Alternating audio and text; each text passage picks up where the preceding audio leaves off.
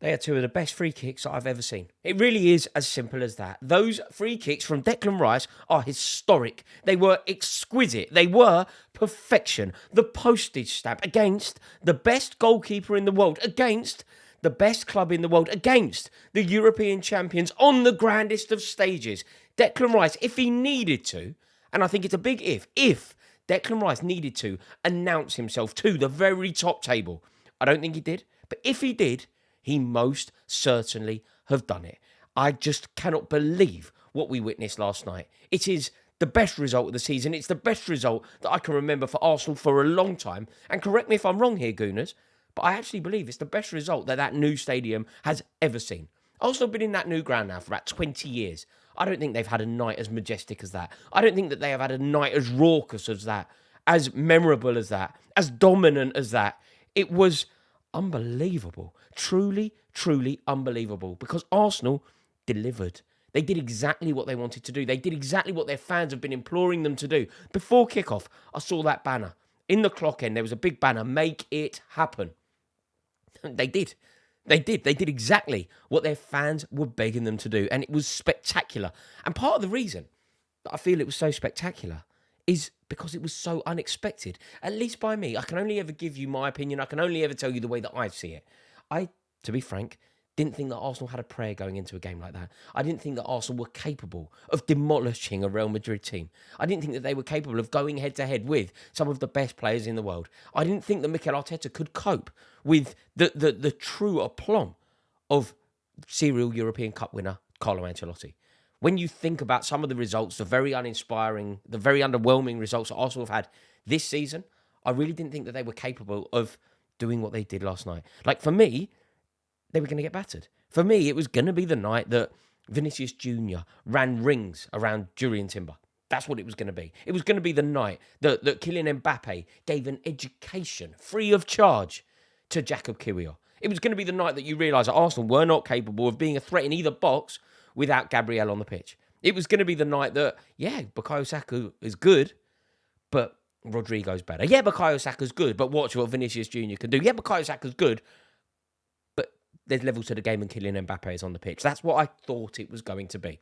Of course, I rated Saka, but, mate, I mean, it's the day that I think we have to acknowledge that a lot of these players are world class. I don't know if we're too sneery sometimes about English talent. I don't know if we look abroad to the glamour of Real Madrid. We look abroad to the glamour of some of the foreign stars.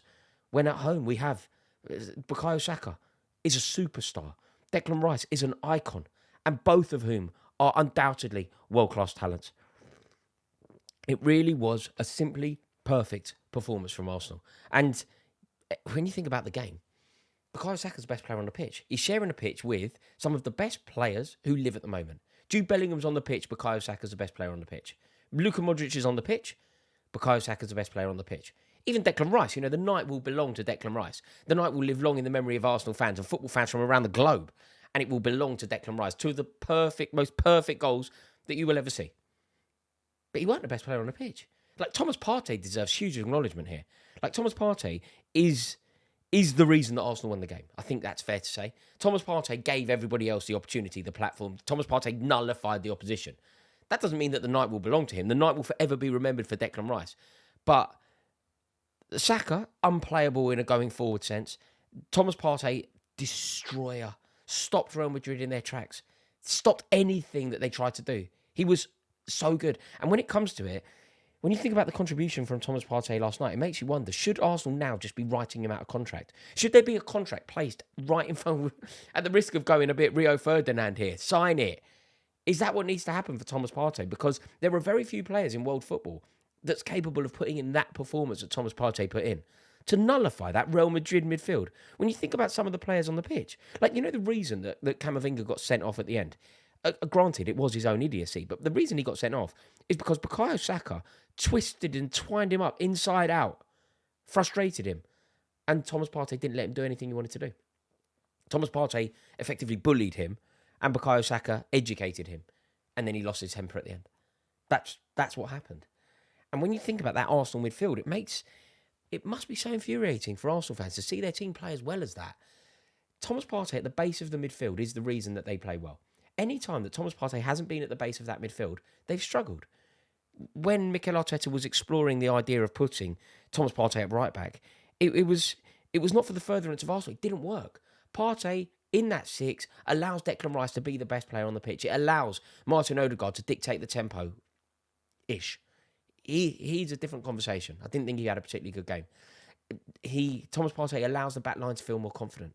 He allows the keeper to feel more confident. He allows the fullbacks to push on. He allows everything to happen. He is immense, and I wonder if Arsenal should be giving him a new contract. It was amazing because I actually believe that Arsenal are through now. Look, I'm not saying it's going to be easy, and I appreciate that there's still jeopardy around it. But only 3 times before has a 3-goal deficit been reversed in this competition. 3 times in the history of the competition. Like, think of how many games have been played. Think how far back this competition stretches. Think about some of the glorious teams that we've seen, innit? Think about that Ajax team that won it in '95. You know, there are iconic teams that cannot overturn a 3-goal deficit. If anyone can do it, it is Real Madrid. If it can happen in any stadium, it is the Santiago Bernabeu. You know, it's a long 90 minutes in the Santiago Bernabeu, no doubt. But I just don't see how they can overturn a 3-goal deficit. Arsenal are stoic. Arsenal are solid at the back. They're a resilient, robust side. They're rugged and they're up for a fight. And when you look at the way that they played, you know, they can go toe to toe. I can't believe I'm saying these words, but I feel like they can win in the Bernabeu. You know, you hear the Arsenal fans. I was on the tube with them. Me and Adam last night were on the tube with all the Arsenal fans, and they're singing that song about Declan Rice. You know, that thing where they sing, he only cost half price. And you're like, I mean, it does seem a bargain now. And that is, you know, there's a lesson in this. You know, for Arsenal to move into the next level. You know, when Bukayo Saka made it to the byline, cut it across, and there was no one there. The ball is literally trickling 3 yards away from the Real Madrid goal line. And there was nobody to tuck it home. There is a lesson in the Declan Rice signing. There is a lesson in witnessing what Declan Rice did. There is a lesson in those free kicks. And that lesson is stark. You pay the big bucks for a reason. You don't always have to buy projects. You don't always have to think about tomorrow. Sometimes you go and you buy the best in class that is available today. And whoever you believe that to be, you go and get them. So Gyökeres, as an example, his name is often mentioned with Arsenal. Is he the best in class? Is he Premier League proven? Or is it Isak?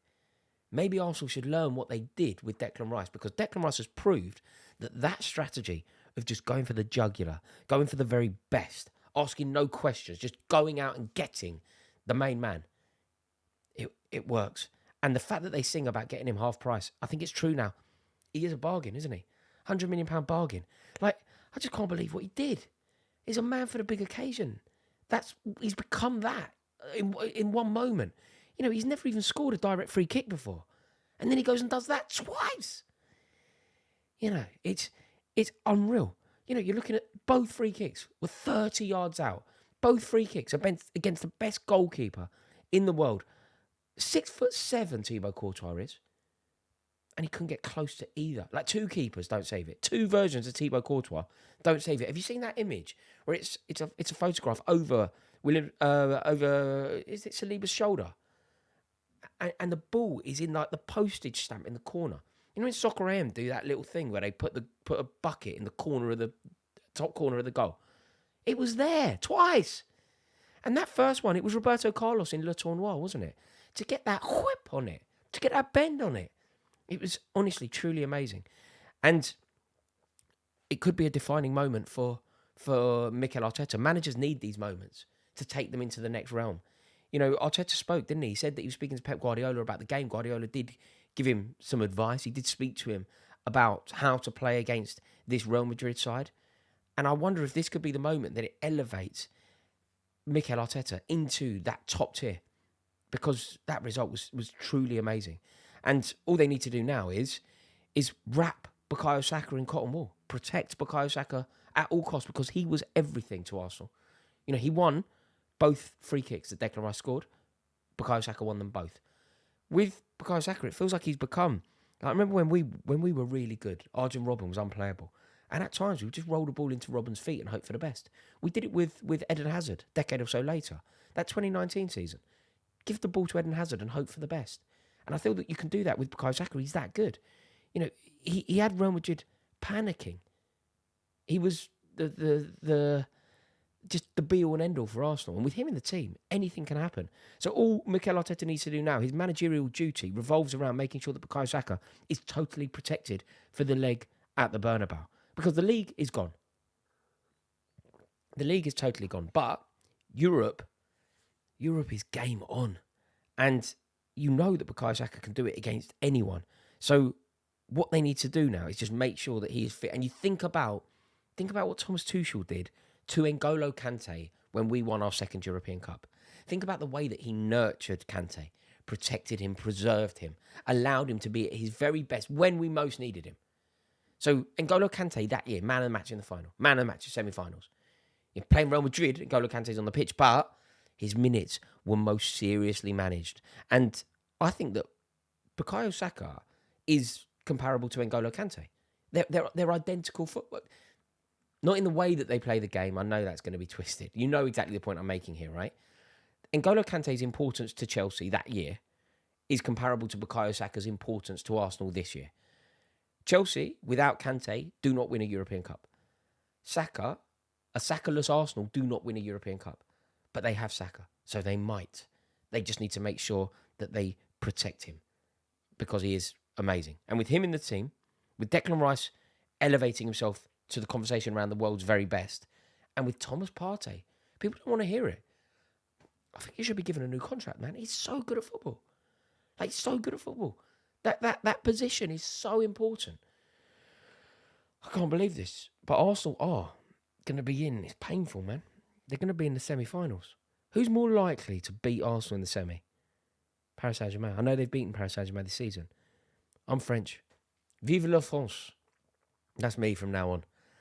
It's a horrible, horrible situation for a Chelsea fan, this. My entire life now revolves around supporting whoever plays Arsenal. How the mighty have fallen. Congratulations to Arsenal. Congratulations to Declan Rice. Congratulations to Bukayo Saka. Congratulations to Thomas Partey. Immense, immense, immense. Elite, elite, elite. This was a horrible video to record.